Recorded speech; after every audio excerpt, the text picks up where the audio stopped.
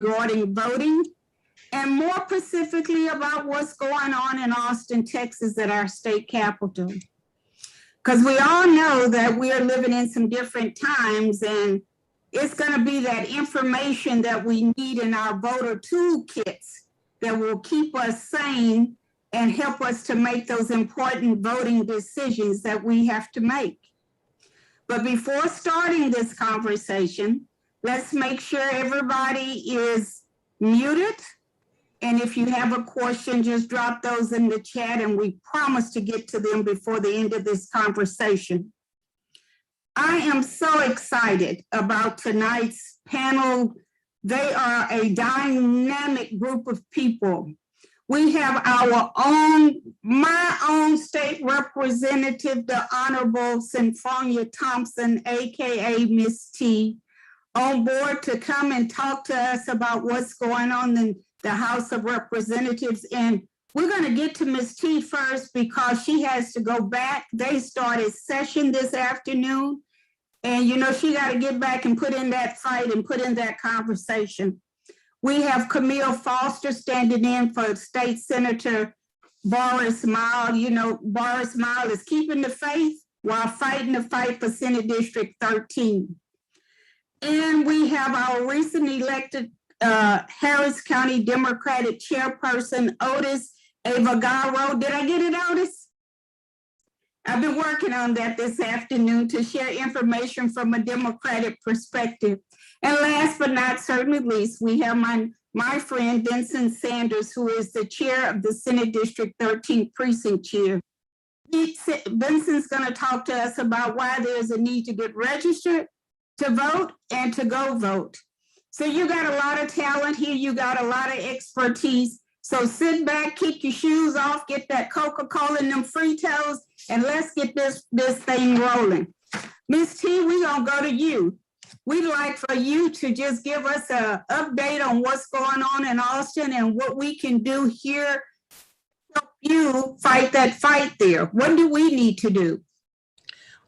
I want to say good evening to everyone, and Dr. Robinson, thank you so much for doing this this Zoom this afternoon and keeping everyone informed about what's happening in Austin, what's happening in our state, and what we need to be doing as citizens.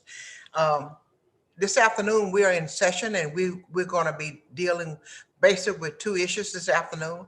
One is dogs on leashes chain. And believe it or not, when we deal with dogs, they get a lot of support, more support on other things that we don't get support on. And second of all, we dealing with the congressional maps. Every 10 years, we get an opportunity to redistrict the legislature and other parts of government, city council, commissioners court, school board, so forth and so on. So we got the census in, they came in late. The pandemic had a big impact on that. And our Constitution tells us that we are supposed to do redistricting of the House, the Texas House and the Texas Senate during regular sessions. But we're not running anything up here. We are at the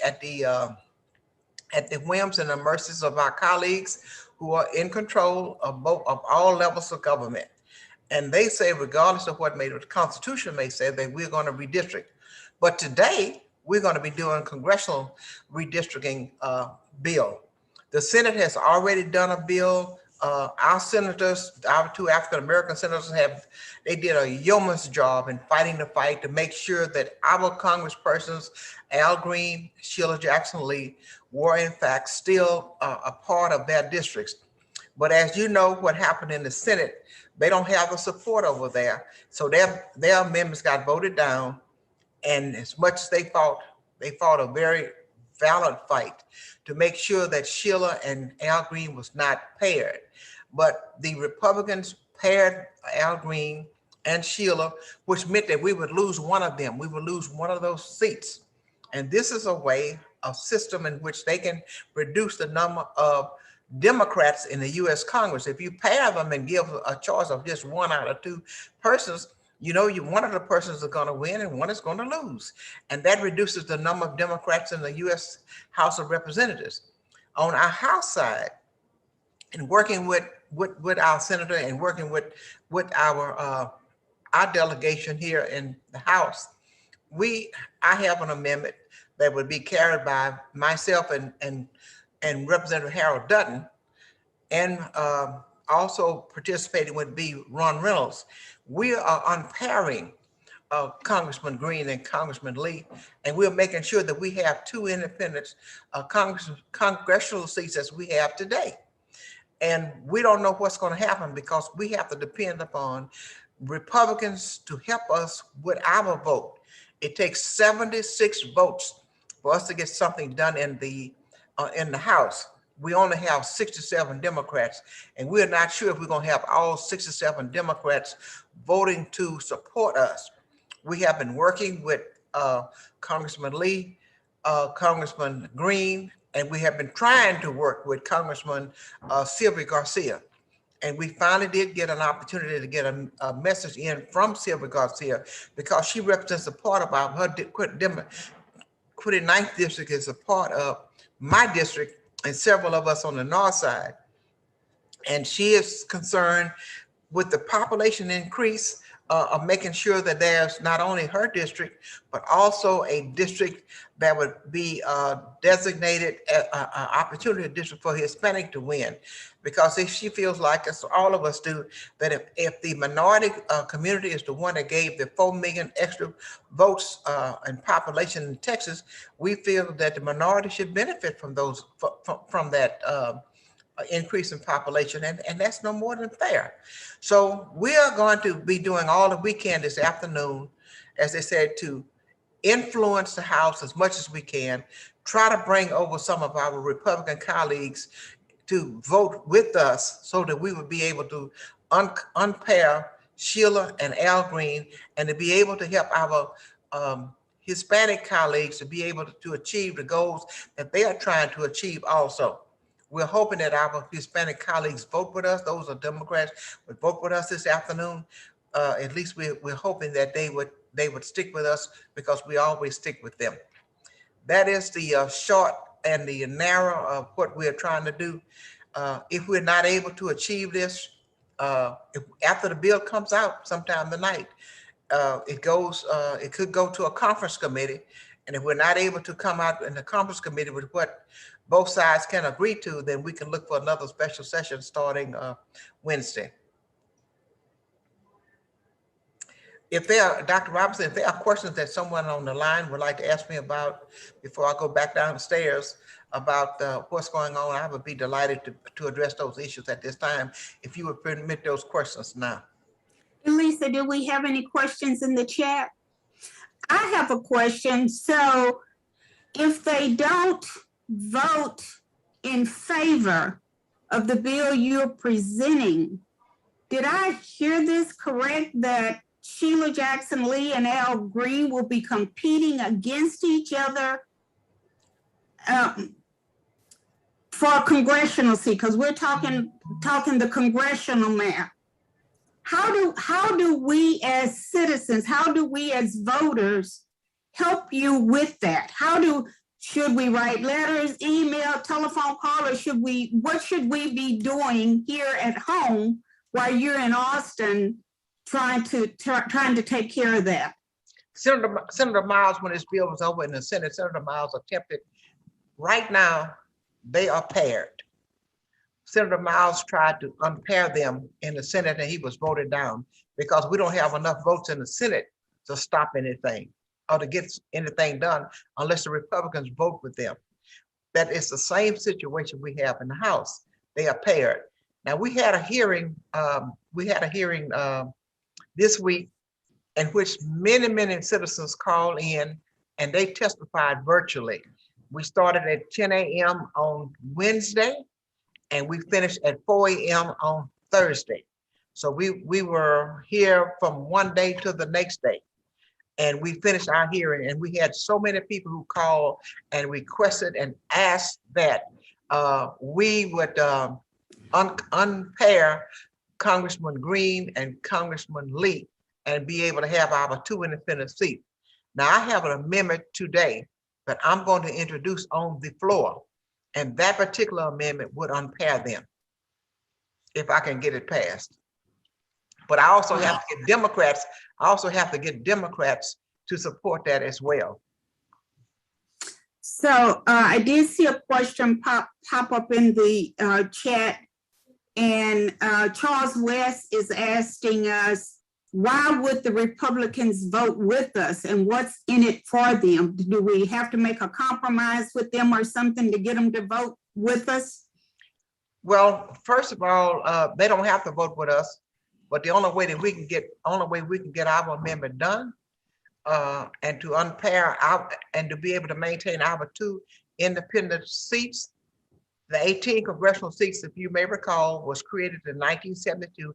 It is a historical African-American seat that has been in our community since 1973. As a result of that, we have later got an opportunity, because of the African-American population, to have a seat, the 9th congressional seat.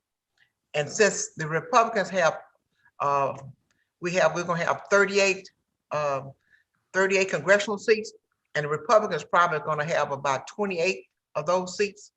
It's in their best interest to help us with ours, so we can have the votes to help them with theirs. Now, they don't need our votes because they have 83 Republicans in the House. They don't need to vote with us at all.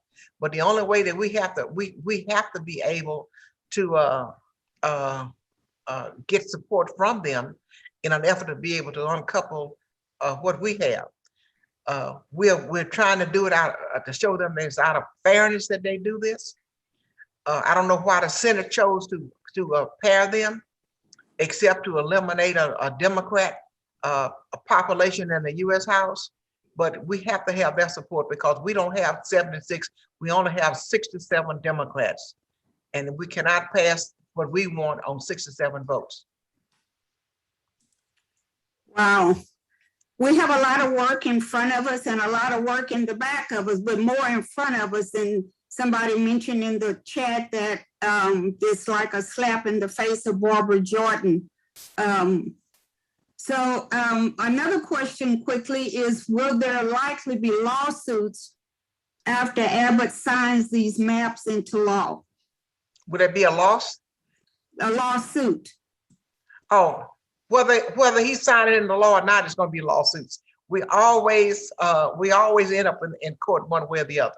It doesn't matter who wins, who loses, and these sort of redistricting processes, we always end in, somebody always go to court.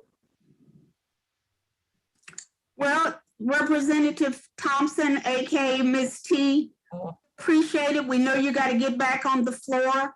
If there's no other questions, is it, Elisa? There are no other questions.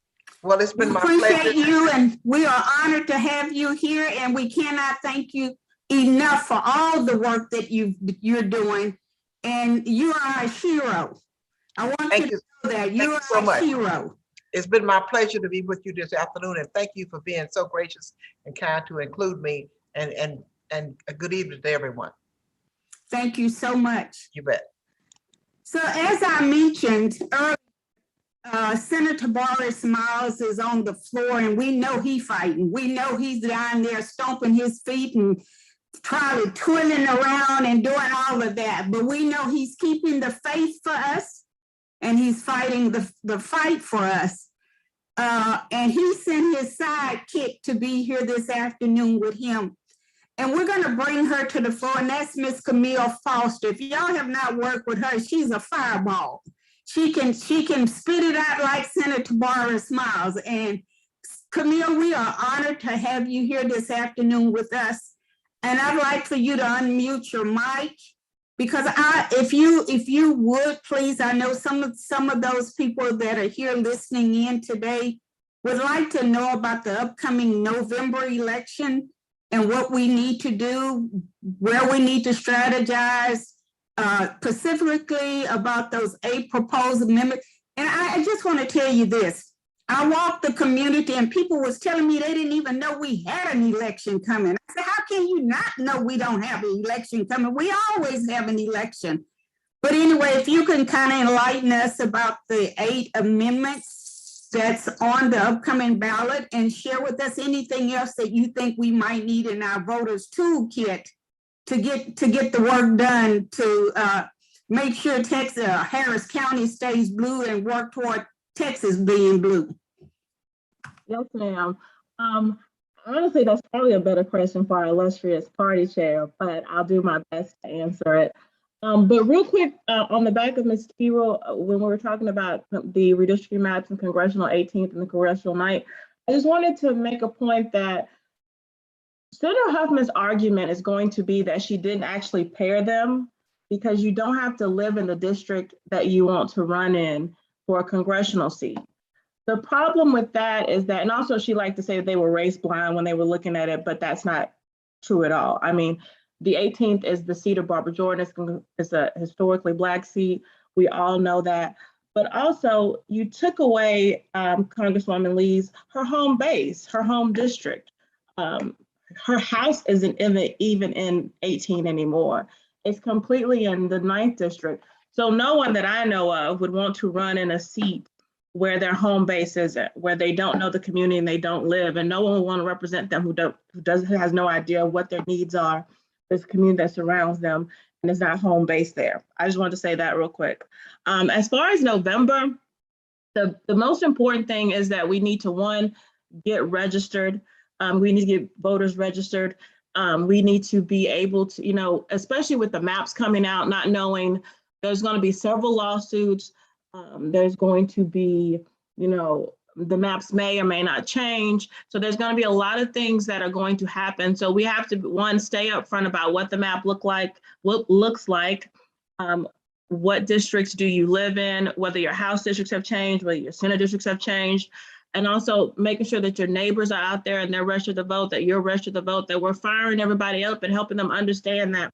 Like my boss said a couple months ago, back during one of our special sessions, that after SB 1 and the voter suppression bill, they kicked a bear, and that we have to be able, and now it's time for us to fight like bears, to take no prisoners, to not hold back, to not be nice about what is going on, to not be apologetic about what the things that we must do to get out there.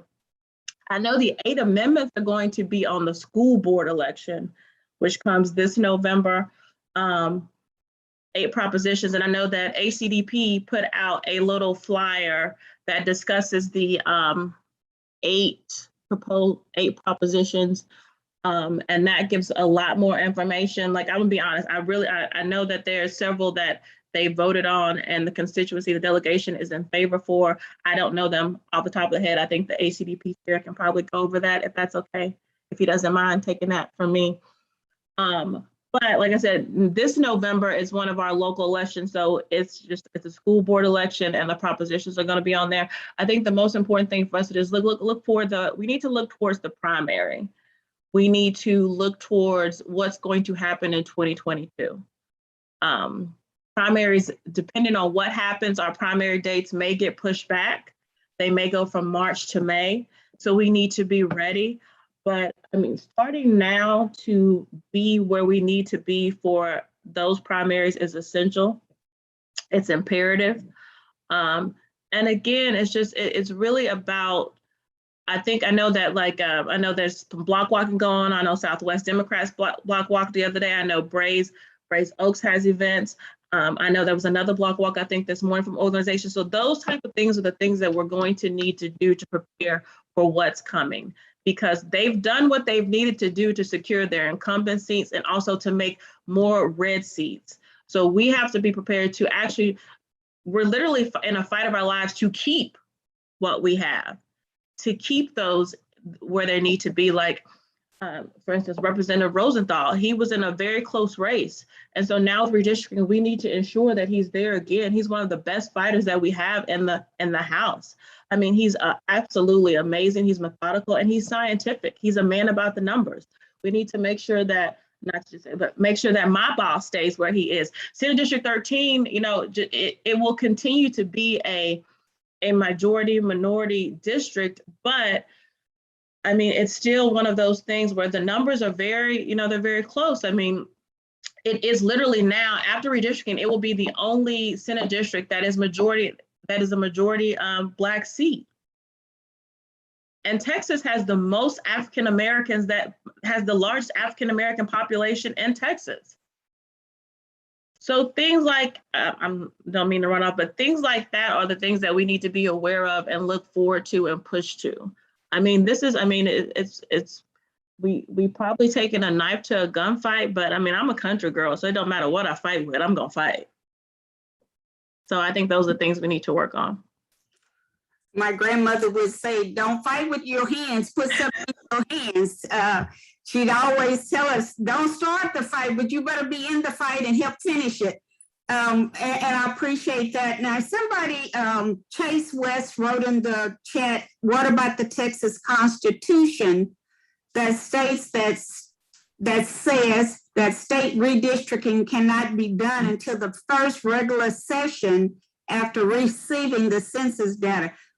It is in the Constitution. It does say that redistricting is only to take place in the first regular session after census data. But and also Senator Gutierrez, Senator Eckhart, my boss, and a couple other senators filed a lawsuit challenging that. But I hate to say this in the way that it's going to come out, but we live in a state where the Constitution doesn't seem to matter too much to the powers that be, to be honest. I mean, ideally, what would have happened is that the census numbers would have came out. We were already out of session. So the next time that we would have been able to do redistricting, I think would have been 2023, if my mind is right on the numbers. But that's not what they want to do. They want to redistrict right now. A lot of the things that we have to do are court battles. And we have to remember that our courts are held by Republicans. There's no way, I mean, some would argue that it should just be about what is right, what is written, what is there, what is lawful, but it's not. And we've seen that over and over again in the decisions that have been made. So Mr. West is right, it does say that, but they put it on the call, they had redistricting hearings and committees, and they're gonna go forward with these maps. I will say the good thing, not the good thing, but one of the important things that both Senate Democrats and House Democrats are doing is that they're getting on the mic, they're in these hearings, and they're making sure that everything is on the record, so that they have a record when they go to court, whether it be from witness testimony, whether it be from their own testimony, whether it be the conversations and the back and forth questioning that happens. Like, I mean, when my boss was for instance, with the congressional maps, when he actually had 4 amendments, and they were simple amendments. I mean, it didn't do anything out of the ordinary. One amendment would have been just to put everything back the way it was for the 18th and the 9th, and also the 29th, which is Congresswoman Garcia's district. Then it was the last one that got voted down was just to put Congresswoman Lee's her house and her office back into 18. And they still fought against it. So the questions that are being asked, like about who helped draw this, I mean, Senator Huffman, her general answer was always, well, you know, did DNC help? Did congressional Democrats help you draw this? No, the Republican caucus helped her draw these maps. The congressional caucus helped her draw these maps. And her argument is that, well, they came to her. Okay, but I mean, there's more than just Republicans in this state, whether they like it or not. So, and questions like that, and back and forth, and answers about the VAP, which is the voter population, the demographics of that, what it looks like, how some districts that should be minority seats have become majority Caucasian. I mean, it's all of that. Getting that on the record is important when these maps go to court, because they will go to court. The last maps went to court and were found unconstitutional in some of the districts. So, I mean, just doing that is important. And that is literally our reps, especially the Harris County delegation, did a marvelous job the other night. We're trying to get at least Harris County the way that it needed to be. And they were able to, I think Rep. Rosenthal was the chair of that delegation, and he was able to work on both sides to try to get Republicans and Democrats in Harris County to see that the way we need to draw our districts as best is not the best, is not what the best it could be. It's a little bit better than what it was. And, that's all we can do. That's something else. Briefly, you mentioned about going to court. Usually, what is the time frame from filing the case in the courts to the case actually being heard before a judge? Could you just kind of give us a quick overview of how that looks? What happens with that? And then another thing I want to get you to kind of expound on is, you mentioned about the courts. Is that going to the Texas Supreme Court? Where do those lawsuits actually go to be heard? And if you could just kind of wrap that in a bow for us to kind of give the listeners an idea how that little process works in the time frame. I think they'll file whoever, whether it be the delegations or whoever will file the case in Travis Court. It'll be heard by a judges panel there. It'll probably then go to appellate court, then the Supreme Court, the Texas Supreme Court, and then it could go further depending on what happens. I know also the DOJ can get involved, just as they did in some other areas. So the time frame isn't one, to be honest. I mean, it took years for the last map for the corrections to come to the last map. It's just a tedious process. It's a very long process. There's a lot to it. There is no time frame on it. But it'll be at the first place it'll be filed because the maps are being drawn in Austin. It'll be in Travis County. So kind of wrapping it up, you said it takes a while, it takes some time. So if it takes some time and we have these maps that are drawn with the wiggly line, for lack of a way to describe it, so we will be serving under those maps until such time they go to court and the courts say they are illegal. Is that what I'm hearing? Yes, ma'am. Okay, so. So, for instance, last time the whole map wasn't there were certain districts, and I think mostly it was in the Valley and upper in the Panhandle that those were found unconstitutional. So those were later, those maps, they reverted back to the districts that were, or whatever map that they found to be lawful. But whatever map passes out of whatever map he signs. So for instance, if Ms. T's, if Ms. T or anybody else offers an amendment today, they don't take it, nothing gets added, then it passes out of the House unanimously. And I think they're doing the Senate and SBO maps today, right? In the House? No? Mm-hmm, yes, congressional maps. The congressional maps. So then it'll go straight to the governor's desk, it'll be signed, and that's the map we'll be dealing with for the primary and the November election. While the court cases appear. So some of us in Senate District 13 could very well be moved over to Senate District 9, is what, if you offer those particular maps. You talking about for our state Senate maps? Yes. You should, 13? The congressional. You talking about congressional, okay, you're talking about 18 and 9. Yes, you could be. Wow. Yes. Camille, thank you so much for putting a bow on that ribbon and setting it up for us.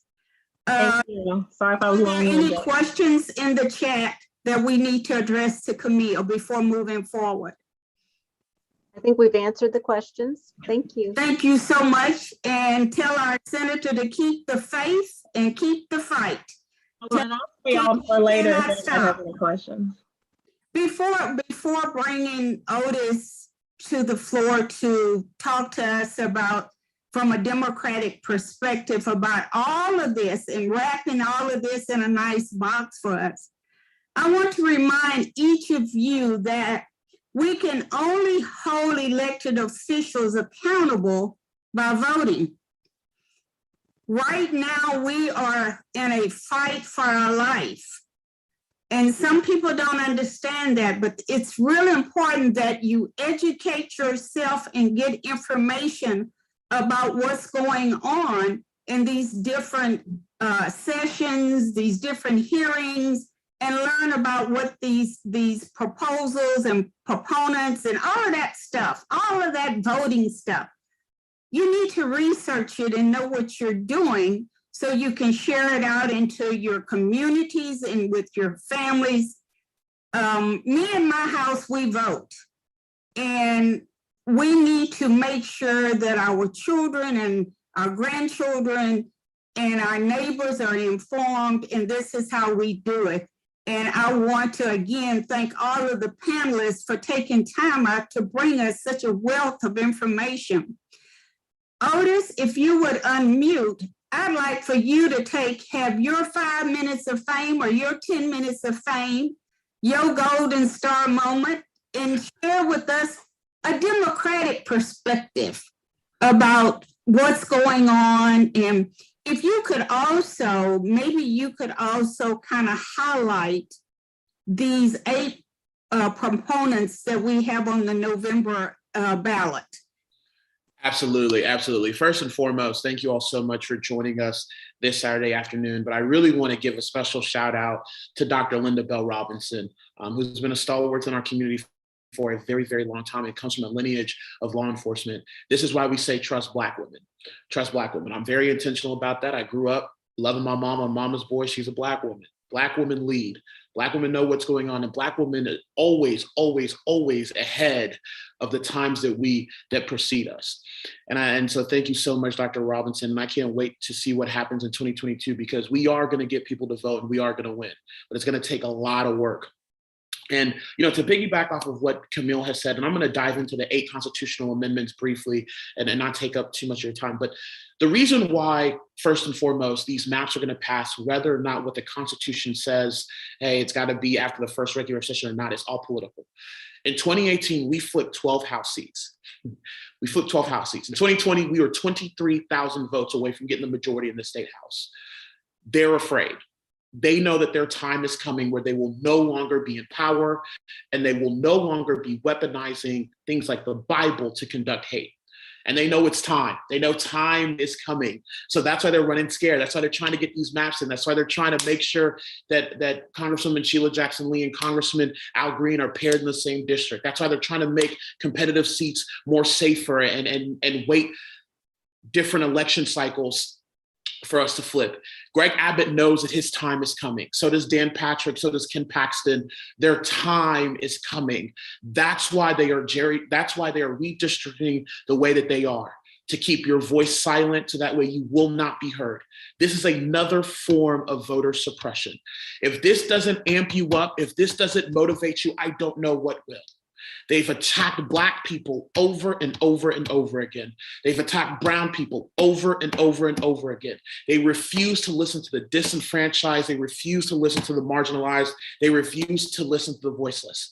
And then what do? They stack it against you. They use the institutions that were designed against us, and they deepen it harder. They make it more cemented to where we can't prosper. But I'm telling you right now, there is a tremendous opportunity right now in the state of Texas. We can lead. We can lead this revolution that is coming to this country. I wholeheartedly believe in. It's going to start in Texas. Specifically, it's going to start in Harris County. We have a saying, progress starts here, and it will. It will. This is why they're doing it. This is why we have to have meets like this where there's 30, 40 people are gathered, and we can go tell our family and friends and say, hey, look, it's time for us to rise up. So this is why they're doing it. This is why they're subverting the law. This is why they're subverting the Constitution. They know our democracy is fragile and it's about to break. But I know with people like us on this Zoom right now, it won't. It will not. So, keep like you said over and over again, Senator Miles has like the best line. It's to keep the faith, keep the fight. Seriously. Now, when it comes to our proposition, and there are elections this November, one thing that they have done, everyone, is they have decided that they are going to whitewash history and censor our teachers. Now the Ku Klux Klan is getting taught that there's both sides to this. The Holocaust that saw millions of Jewish people die. Now all of a sudden you have to teach the opposing view. There is no opposing view of the Holocaust. There's no opposing view to the Ku Klux Klan. There's no good way of putting them in the right sphere. So this is what they're doing. And the reason I bring this up is because there are school board elections, and I know Elise has been putting the links in the chat. We have a resource, a website, a page that you can go on and go watch this and go see who's running for school board around the county, not just in HISD, but in Fair, in Aldine, in different places where there's school board elections going on. This is where it's starting. They're getting people on these local boards to start this nonsense of not teaching history. Can you imagine? Can you imagine being a little Black boy in your class and they won't teach Martin Luther King Jr. and those letters from Birmingham that have rang hollow and true all this time, and not teaching history the way it's supposed to be taught? School board is on the line November 2nd. Tell everyone about those school board elections. Then on top of that, there's constitutional amendments. Those are a little bit not as controversial as many would like to see. And we also have a resource as well too. We lay out in simple terms what those constitutional amendments are. Then we also link to the League of Women Voters. They have a guide as well too that's very unbiased, that's very neutral. We also in our guide as well show you how the Harris County delegation voted, those who participated, the 15 House members that we have, and including the 3 senators, how they voted for this as well too. And so for the different constitutions, there's Proposition 1 that deals with raffles. This is just basically, it allows for professional rodeo and charitable foundations to sanction raffles. Right now under the Constitution, they're not allowed to do that. This is a simple cleanup of the Constitution for them to do that. Number 2, and I'm going to go through this very briefly. Like I said, we've put a link in the chat that you can go read this and see and get better informed about what these propositions are. Proposition 2 would amend the Texas Constitution that would allow cities to issue bonds for finance development or redevelopment of transportation or infrastructure in unproductive, undeveloped, or blighted areas. So that way, those folks who are underprivileged, underserved, we can issue bonds into those different communities. Proposition 3 is about religious services. This actually comes out of COVID. During COVID, a lot of churches were required to follow CDC and the state guidelines. This would allow religious organizations to be exempt for that, for places of worship, and allowed them to operate underneath a pandemic. Proposition 4, this relates to the years eligible for if you can run for judge. I believe for like Supreme Court, Court of Criminal Appeals, you have to have at least 10 years of practicing law. And with the district judges that we have, you have to have 4. I believe it would increase it to 8. So it would just increase the different years that you're eligible to run for judge. Proposition 5 is another judge one. This one is about judicial conduct review, about accepting complaints against investigations, taking actions concerning alleged misconduct by judges currently in office. Proposition 6 is about caregiver visits. Again, this is coming from the pandemic. This constitutional amendment would allow a resident to name a person to be their essential caregiver and would become a resident's constitutional right. So we couldn't allow them not to see them. It has to allow for a person to be their direct caregiver. Property tax exemption is proposition number 7. This is going to allow for surviving spouses of disabled persons, a limit on school district property taxes, So currently, I believe the limitation is 65 years old, and to the disabled persons, this would say the spouse would have to be at least 55 years old when the disabled person's died and still alive. And also, I think it also broadens the scope, of who those property tax exemptions can be for, to determining on what the different circumstances are. And then Proposition 8 is another property tax for military. Currently, the surviving spouse of a member, the military is killed in action, is entitled to an exemption from property tax. This exemption is for the property tax on the market value of the spouse's residence homestead if the spouse has not remarried. So that's a quick synopsis of the constitutional amendments. I'm sure you all are like, how does he know this? I have the privilege of being the chief of staff for State Representative John Rosenthal. I actually did the research for constitutional amendments in our office, so they kind of ring hollow. And so, and also with the League of Women Voters help as well too in understanding what's going on. But I hope that explanation suffice a little bit. And again, we've put links in the chat so that way you all can read and know what's about. We've also sent out emails. We are on social media, and we are pumping this as much as possible about our constitutional amendment and also about school boards all around the county. Odus, thank you so very, very much. I also want you to share how people can volunteer with the Harris County Democratic Party. I would like for you to share the needs for the upcoming election. If you would just give them an overview quickly about that, because I think we can get us some volunteers. Maybe we can get some people to come walk out here in Northeast Houston with me. But if you would do that for us. Absolutely, absolutely. Thank you for that opportunity, Ms. Robinson. And also, we'll put a link in the chat just to simply visit harrisdemocrats.org. With currently right now with the elections going on in your area, depending on the school board, there's different school board elections going on that you can volunteer in. And like I said, their link is in the chat. You can see who's running for what position in numerous school boards. But my plea to you is about getting involved because of 2022. 22 is really, really critical to the road of flipping Texas blue. We're in trouble. There's no ands, ifs, or buts about it. If you see what the legislature did this past session, it did not have people that look like you and me in mind whatsoever. We did not expand Medicaid. For another year in a row, we have the highest uninsured rate in the country. And let me also say this, healthcare is not a privilege, it's a right. We need to be healthy to go to school. We need to be healthy to go to work. We just need to be healthy so we can see tomorrow. We passed permitless carry. So now if you're 18 years old or older, you don't have to have a permit. You don't have to have a background check. You can carry a gun anywhere you please. This doesn't help people that look like us. You want to see an uptick in cops killing unarmed Black and brown kids? We're about to see what's about to happen. It's really, really sad. We haven't fixed a grid that killed hundreds of people, something that was unavoidable, completely unavoidable. And then on top of that, we took away some of your rights and freedom to vote, your fundamental right. If you don't want to see these things happen anymore, if you're tired of talking about this, there was a white legislator who told my boss, man, I'm so tired of talking about race. My boss said, I have a Black chief of staff. What do you think? You think he wants to keep talking about race every day? How about you stop passing legislation and writing laws that hurt him? How about we start passing laws that help him? But in order to do that, we've got to elect people that are going to represent our best interests.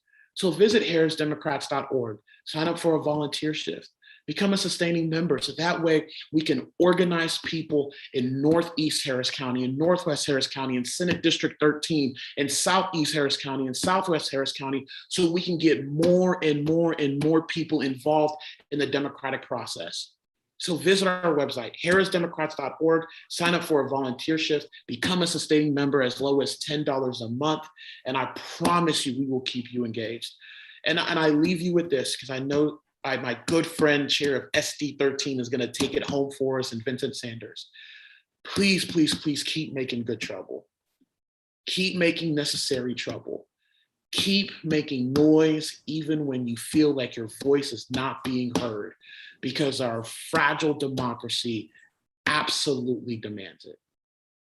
Odus, thank you so much. And one point I want to make to your voting comments, and this is strictly food for thought. I want everybody that's on the call to think about what I'm about to say to you. In this legislature, this 87th legislature session, there were 666, resonate that number in your head, 666 new Texas laws. If you have not gone and reviewed those, looked at those, go take a look at that. And I also, before Vincent come to close us out, I want you to remember the name Joan Huffman. I want you to remember the name Ken Paxton. I want you to remember the name Dan Patrick. I want you to remember the name Greg Abbott. I want you to remember these people's names when it comes time for re-election.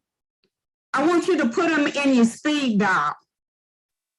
And everywhere you go, in the grocery store, at Walgreens, Kmart, Kroger, I want you to know that these people are affecting your lives. These are the people who are making these crazy decisions and trying to justify it.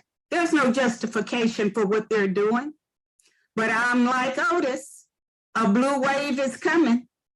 It may be slow coming, but when it comes, it's going to overtake all of this craziness, all of this evil. Who would put in 666 new laws? I'd have made it 665 or 67. I'd have created one just so it wouldn't be 666. Think about that. Some of you haven't thought about it, but think about it. Vincent, you get to take us home. You need to take us to home base because the Astros is playing, but right now they're losing. But the Astros are playing, and I have every confidence they're going to pull it out.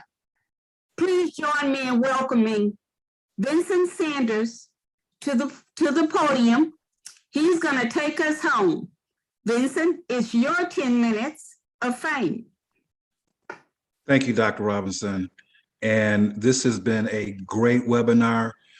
I promise for those who are in Senate District 13, we will take this type of webinar and actually produce it throughout the entire Senate District. But you were the first, you laid the precedents down, and this is wonderful. And I look forward to doing many more webinars in the future.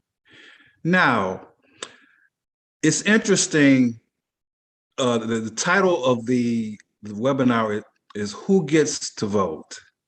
And it's interesting to talk about that and us learning our history, because I unfortunately feel that many of us have not done well in history, or they just skip that particular subject. But as I go through these notes, I want you to pay close attention to the theme of what's happening. So way back in 1776, all white men who owned property had the right to vote, except for Catholics, Jews, and Quakers. In 1870, the Congress ratified the 15th Amendment, which guaranteed all non-white men, notice men, the right to vote. However, this right was denied through intimidation, another tool, and bringing in what was called a poll tax, which many minorities could not pay. Women, on the other hand, they were granted the right to vote in 1920, and we just celebrated the 100-year anniversary of that in 2020.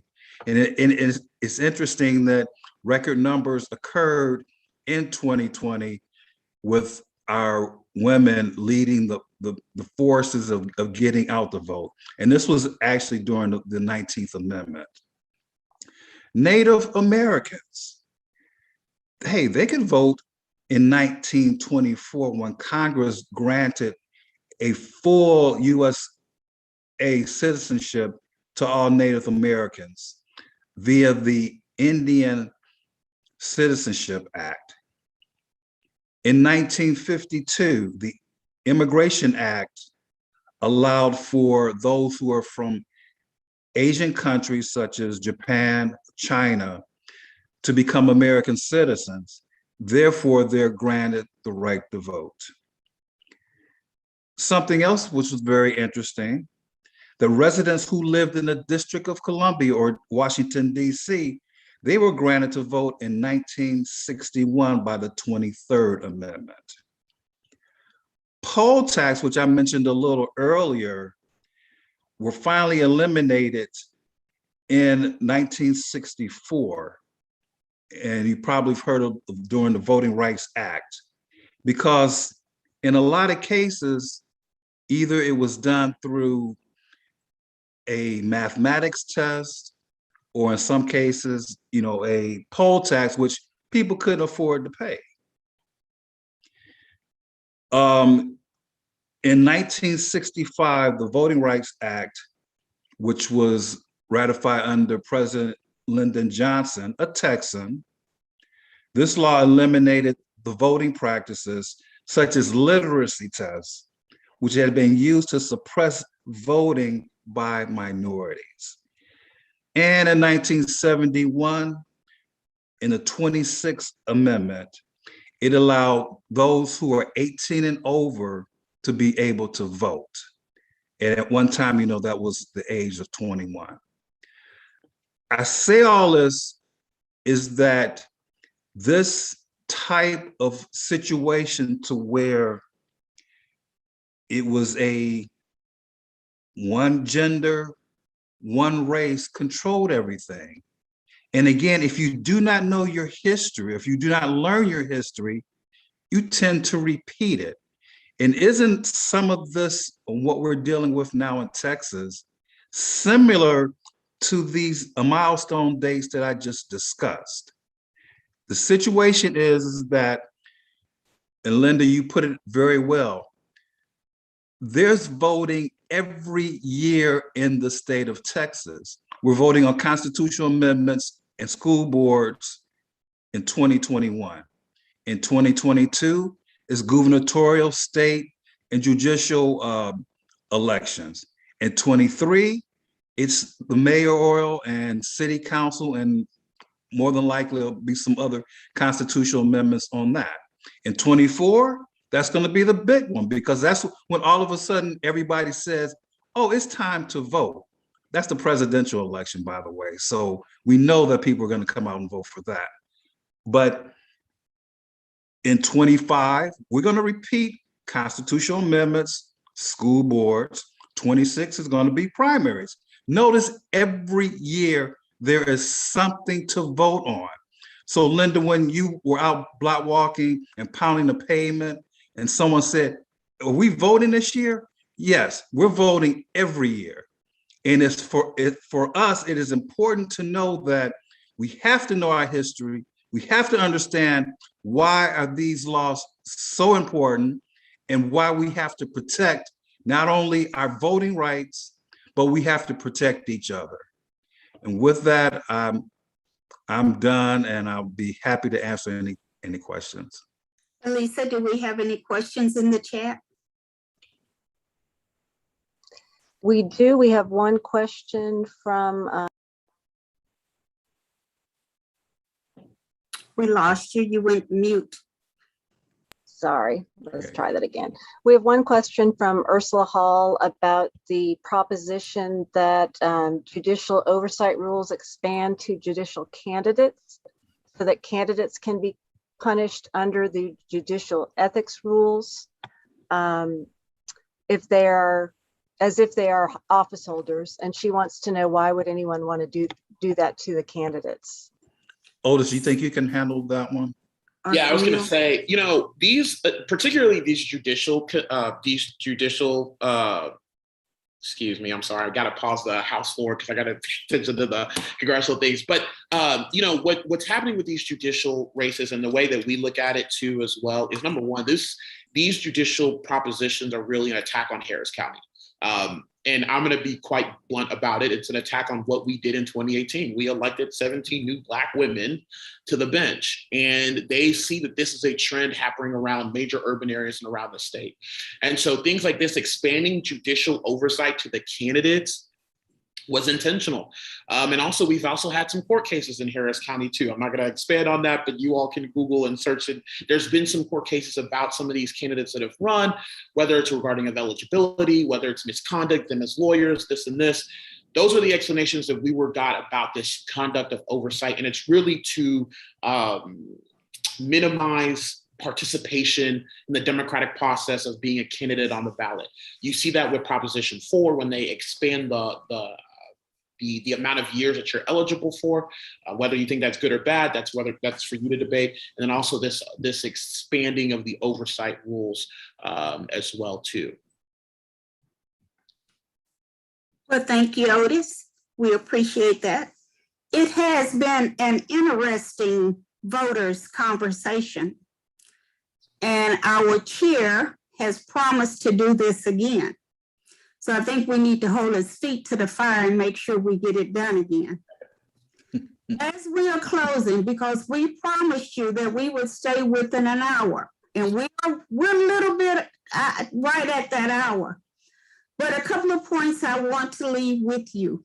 Again, it is imperative that people get registered to vote. And it's more imperative that they go vote once they get registered. Odus, to you, one of the things I'd like for us to look at is how we can get felons who are not on paper anywhere in Harris County registered to vote. I want people to stop telling them that they can't vote. That's my request to you. Then I want to say to everybody listening, now is the time. If you don't get up and do it now, when do you plan on getting up and doing it? These are challenging times. Things are different. I tell my husband this is the new frontier. And we better gun up, we better get strong, and we better stop talking about it, and we need to do something about it. Get registered to vote. Go out and vote. Let's have some people sign up to be deputy voter registrar and register your family members, because you know those sitting on the couch, they're not registered. Let's get them registered. Let's get them out of the mindset that they're going to do what they're going to do, and it don't matter if I vote. It does matter. We saw that in Georgia. It does matter. What they did in Georgia, we can do it better because Texas is bigger. With that, I want to thank everybody. I cannot thank you enough for coming to Northeast Houston and bringing a message that we needed to hear. You've given us some tools for our toolbox. We're going to take our little voter toolkit and we're going to strap it on, and we're going to get these numbers up. We're going to get these people out the house, and we're going to get them to the polls. With that, if there is nothing else, I'm Dr. Linda Bell Robinson, Vincent Sanders. Here I go, Odus. Odus Evbagharu. Evbagharu. Did I mess it up? Or did Okay. Did I get close? It's okay. Odus Evbagharu. It's fine. You're fine. Camille Foster, State Representative Senfronia Thompson, and Elisa, thank you for being our chat person and our tech person. Again, thank everybody who joined on. We'll see you soon, because we're bringing this webinar to a place near your home. And thank you, Dr. Robinson. Have a great weekend. Thank you Thank all. you, Dr. Robinson. Enjoy the rest of the Thank you. weekend.